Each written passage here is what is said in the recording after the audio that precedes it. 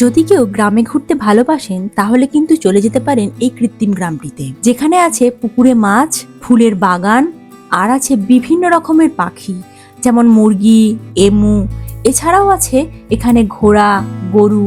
সারাদিন ধরে এখানে ঘুরে দেখতে পারেন। এছাড়া এখানে থাকার ব্যবস্থাও আছে।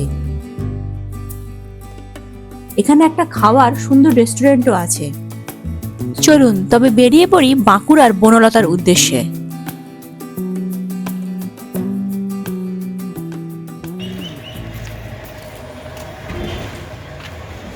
আমরা এখন আছি বিষ্ণুপুরের West Bengal tourism প্রপার্টিতে।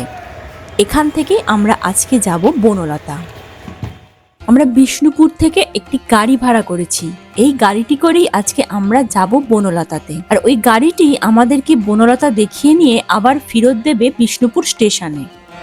Bishnupur station থেকে আমাদের বিকেলের ট্রেন আছে আরণ্যক এক্সপ্রেস। তাই আমরা বনলতা দেখে আবার ফেরত আসবো বিষ্ণুপুর স্টেশনে।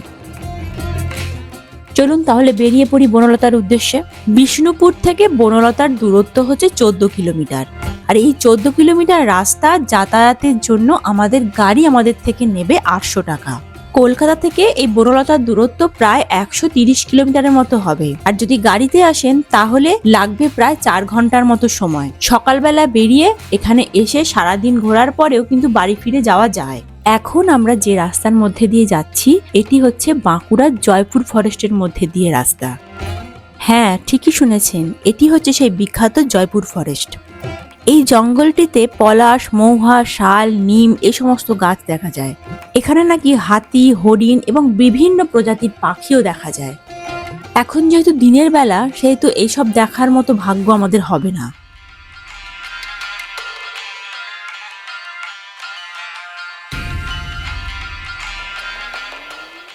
এতক্ষণে আমরা জঙ্গল ছাড়িয়ে ঢুকে পড়লাম লোকালয়ে।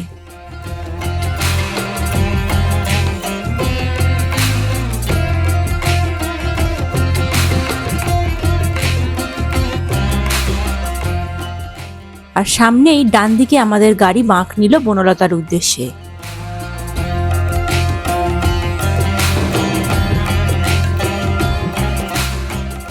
আমরা পৌঁছেই গেছি রিসর্টের সামনে। আর ওই যে দূর থেকে লেখা আছে দেখুন বনলতা। রেস্টুরেন্টটা কোন দিকে তারও পথ নির্দেশ দিয়ে দেওয়া আছে। যাক, আমাদের গাড়ি পার্ক করে এবার আমরা হাঁটা লাগালাম। আর এই যে বাঁদিকে দেখতে পাচ্ছি রেস্টুরেন্টটি। খাওয়া দাওয়া পরে করব, আগে একটু আমরা চারিদিকটা ঘুরে দেখব। সামনে একটা ঘর দেখতে পাচ্ছি যার চালটা হচ্ছে খড়ের চাল। আর দুদিকে বিভিন্ন রকমের গাছও বসানো আছে। একটি গ্রামের ক্ষুদ্র সংস্করণ বলতে পারেন।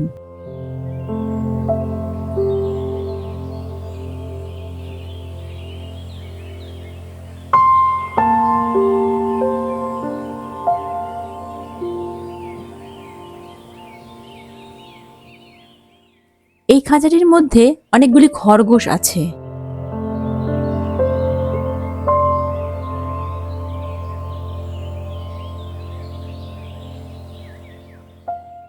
এইগুলি হচ্ছে সমস্ত থাকার জন্য রুম। এই রুমগুলি ভাড়া পাওয়া যায়।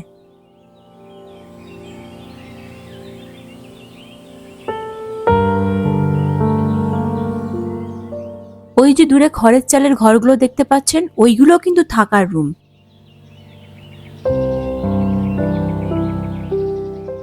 একটা রুম একটু দেখি। দেখুন সামনেই আছে একটা বড় টেবিল, তার সঙ্গে অনেকগুলি চেয়ার দেওয়া রয়েছে। আর ভিতরের রুমটা ঠিক এই রকম, বেশ দুটো বড় বড় বেড আছে, তার সাথে টেবিল, আলনা। আর ঘরটা বেশ সুন্দর করে পরিপাটি করে সাজানো, সুন্দর করে পর্দা দেওয়া রয়েছে। এখানে টিভি, ওয়াইফাই সবই আছে। এখানে অনেক রকমের পাখি রাখা আছে। এই দেখুন খাঁচার মধ্যে আবারও অনেকগুলি এমু পাখি।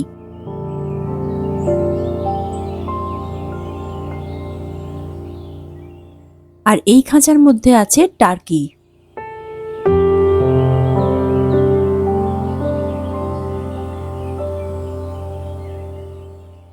এই দেখুন এখানে আছে এক ঝাঁক কোয়েল।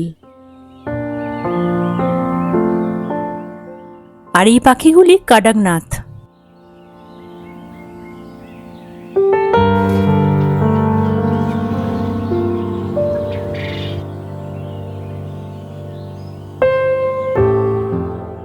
আর দেখুন এখানে উট পাখিও আছে।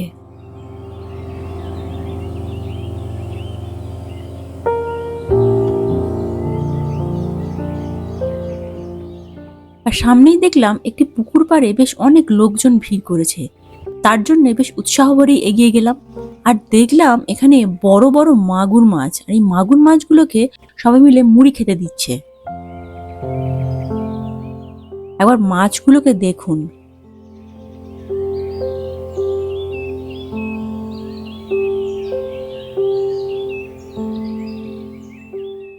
আমরা এসেছি বসন্তকালে, তাও অনেক ফুল দেখতে পাচ্ছি। শীতকালে এলে আশা করছি এখানে আরো ফুল দেখা যাবে। প্রচুর গোলাপের গাছ আছে, তার মানে শীতকালে এলে এখানে প্রচুর গোলাপ ফুল দেখা যাবে। এখানে প্রচুর পরিমাণে চাষবাসও করা হয়। আর এই সামনেই দেখুন টমেটোর ক্ষেত, প্রচুর টমেটো তলায় পড়ে আছে।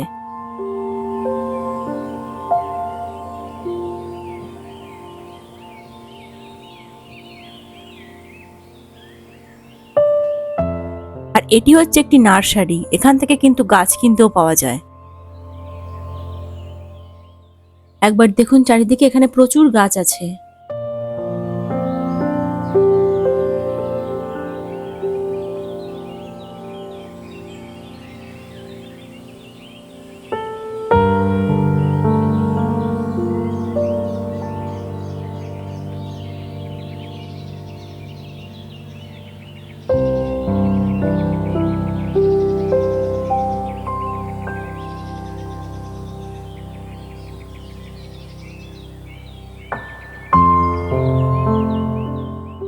এখানে বেগুনি ফুলকপিরও চাষ হয়।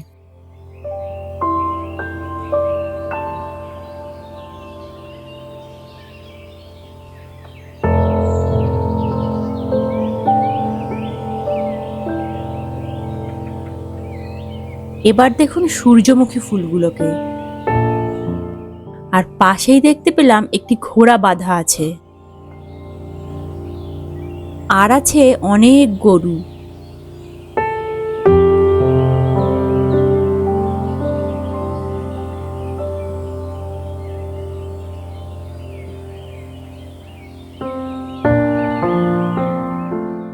এই সমস্ত ঘুরে এবার আমাদের প্রচুর খিদে পেয়ে গেল।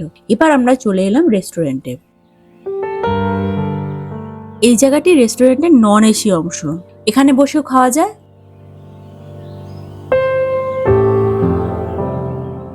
আমরা চলে এলাম ভিতরে এসি অংশে। এই যে থালিটা, এর দাম হচ্ছে 120 টাকা।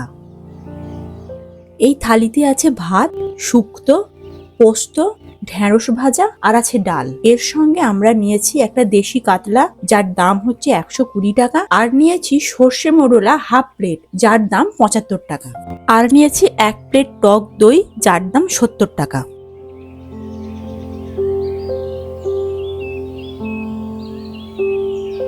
আর এখানে এই খাওয়া দাওয়ার পরেই আমরা বেরিয়ে পড়েছিলাম আমাদের গন্তব্য বিষ্ণুপুর স্টেশনের দিকে।